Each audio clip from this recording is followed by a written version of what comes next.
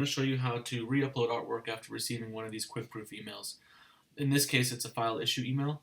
You will want to take note before you do so of the order number just in case. So this one's 636636. You might need that. So you're going to go ahead and click re-upload file. If you haven't been to the website recently, it's probably going to make you log in again. So I'll bring you to this page. And since you haven't been here, it won't directly send you right back to the exact order. So what I do is just click this review, re-upload files. And if it's the most recent order, it's going to be on top right here. So you'll click review and upload. And here you can see the two items that I have for this order. The one that I uploaded for was the table throw, so I'm only worried about this one right here. What you want to do is you'll click this box and upload a file.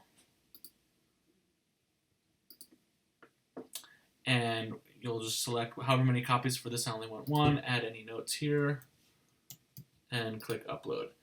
And in this case, I did not delete the file that I uploaded first, so it's telling me I've tried to add too many files because the quantity is only one.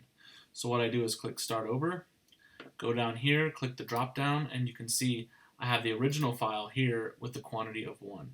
So all I need to do is just delete this, and then I'll be able to re-upload it. Say you got proofs for an order and there wasn't a hold, but you found a missing error, like a spelling error or something.